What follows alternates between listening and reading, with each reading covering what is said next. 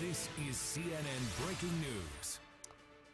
Hours after Russia approved the use of military force in Ukraine, top officials there said Ukraine is at the highest state of military readiness. And Ukraine's acting prime minister says if Russia's military intervenes, it will lead to war. The prime minister also said Russia isn't saying whether its forces will go into Ukraine.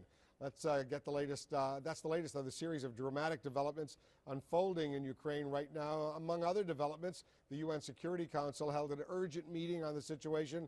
President Obama's top national security team met over at the White House as well.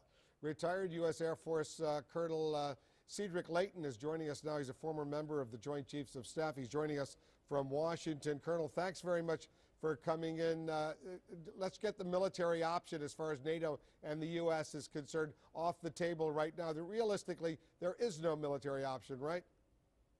Well, there's few things, Wolf, that could be done. They would not normally involve ground troops. That would be a bit too hard to do given the fact that we don't have any ground forces that are close to the Ukrainian border. But what you could do is potentially put up a defensive air patrol that would fly over Ukrainian territory in order to prevent the Russians from doing the same thing. That would be a very risky move, and it's within the realm of possibility. It's not necessarily something that we should do, but it is something that is possible. If the U.S. were to do that, that would really be, from the Russian perspective, a major provocation in terms of what they would regard as their own sphere of influence.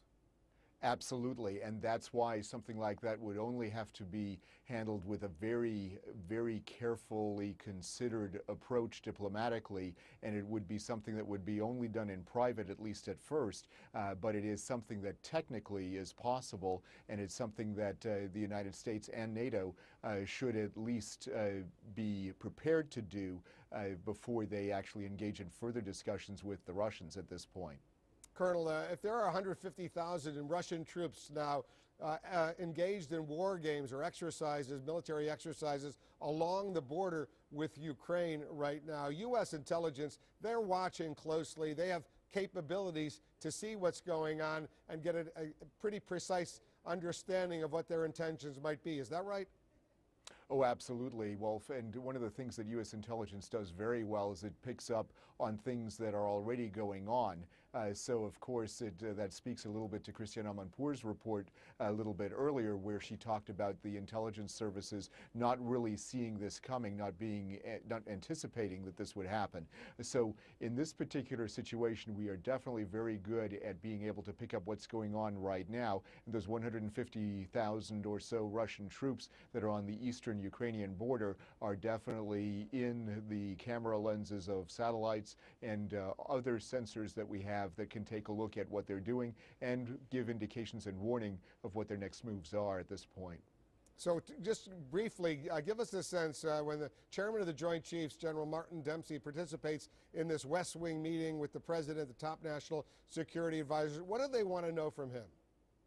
What they'll want to know is military preparedness. Is the military, the U.S. military, ready to go? The other thing that they'll ask him is if the U.S. military is ready to go to watch something like this from an intelligence perspective or potentially to intervene. They will ask what are the real options on the table, and, oh, by the way, what are the militaries capable of doing of the other nations, for example, of the NATO nations, particularly of Poland, of Romania, nations that are on the Ukrainian border on the western side.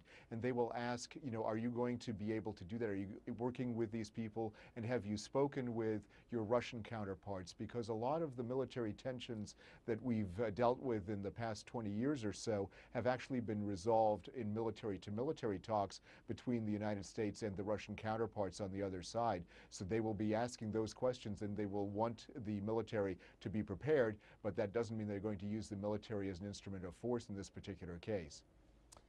Colonel Cedric Leighton, thanks very much for joining us. It's my pleasure, Wolf. Thanks for having me. Tense situation seems seemingly escalating right now. When we come